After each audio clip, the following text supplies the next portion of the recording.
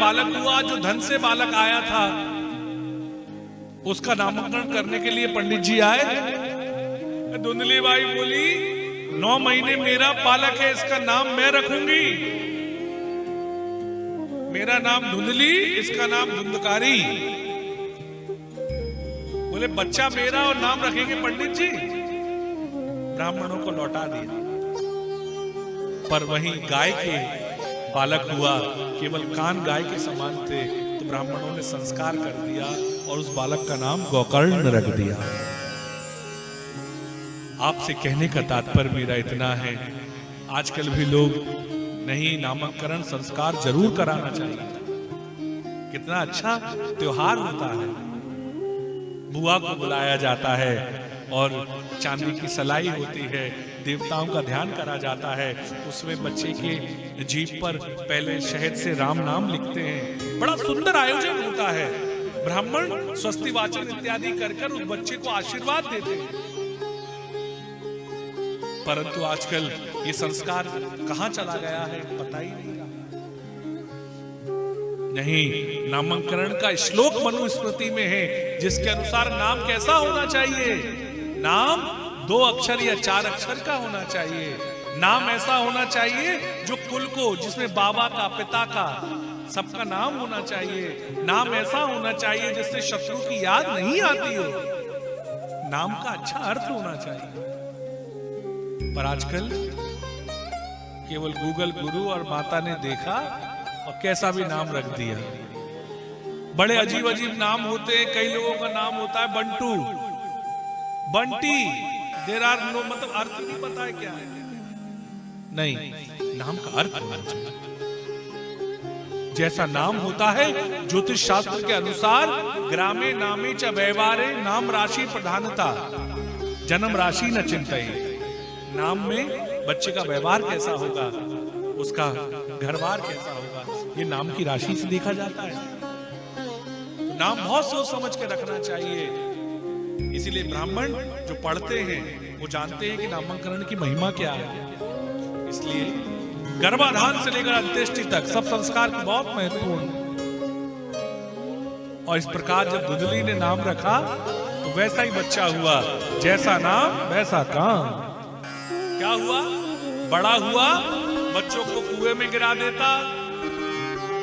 धन की संतान थी, धन मांगने लगी।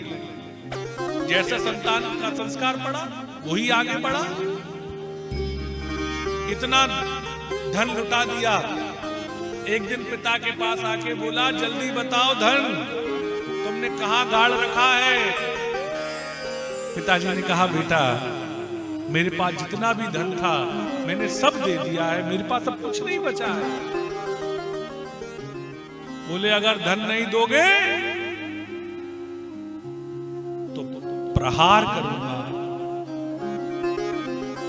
आत्मदेव जी ने कहा, इस संतान के लिए मैं घर बार छोड़ के मृत्यु दर पे जा रहा था, जो मुझे जीते जी मारने की कह रहा है। क्या इस संतान के लिए मैं घर छोड़ के जा रहा था? आपको विश्वास से बताते हैं, ध्यान से सुनिए।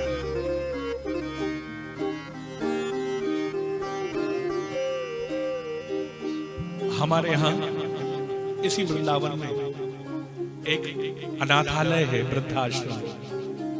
उसमें 300 से 325 माताएं रहती हैं। आप विश्वास मानिए, वो माताएं कोई किसान की और फौजी की मां नहीं है। किसान और जवान दोनों अपने माता पिता को रख रहे हैं। पर जो लोग बड़े धनवान होते हैं वो ही अपने माता पिता को वृद्धाश्रम में छोड़ देते हैं। सत्य घटना बता रहा हूं, ध्यान से सुनिएगा। पंजाब केसरी अखबार में छपी 2016-17 की सत्य घटना। ये धुंधकारी ऐसी संतान की कथा आई है, वो बता रहा हूं, जो बाद में आरएसएस की पुस्तक के अंदर भी ये बात का विवरण था। एक बच्चा, इकलौता ही बच्चा, बंबई पलवेल में उनकी मां रहती थी। मां ने बच्चा अमेरिका पढ़ने गया, वहीं पर विवाह कर लिया, वहीं सेटल हो गया।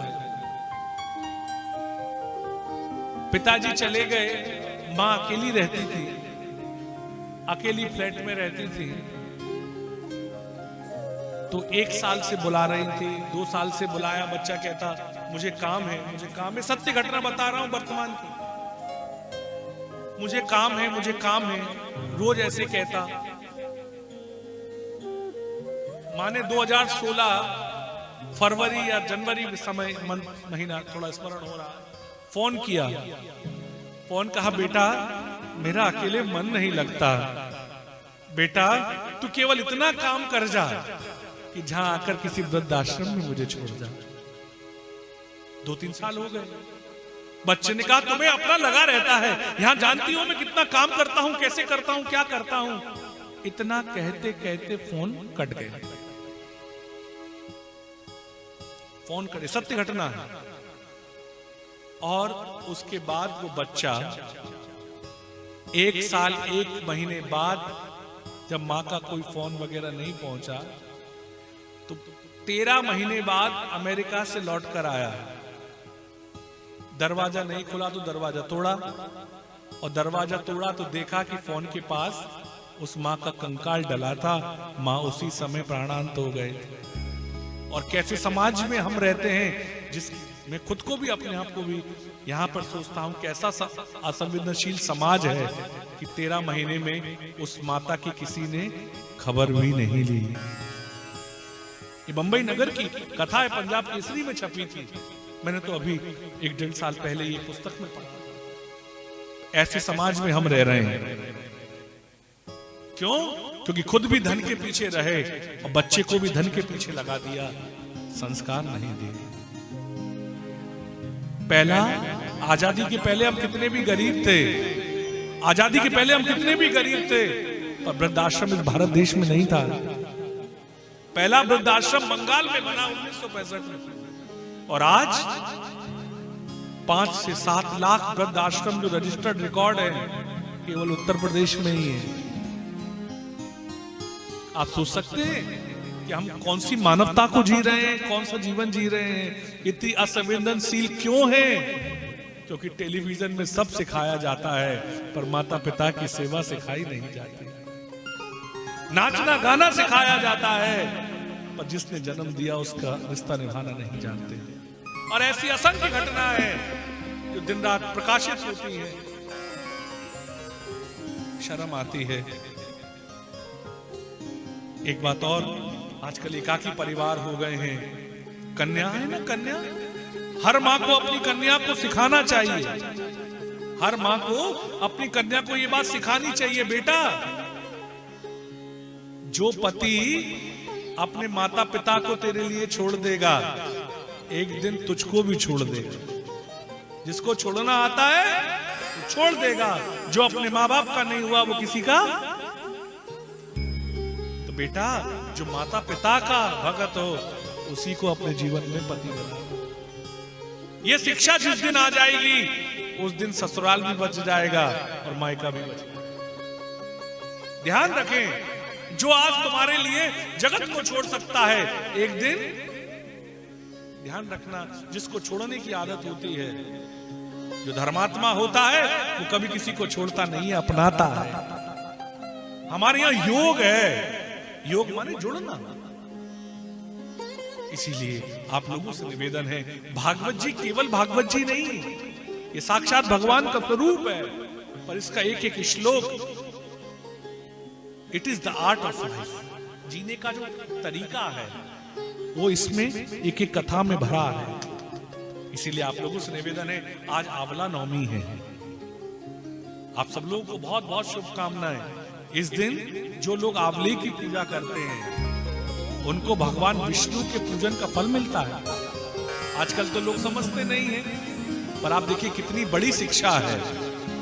प्रकृति के फलों को भी पूजा गया है, क्योंकि प्रकृति रक्षित रहेगी तो सब रक्षित रहेगा।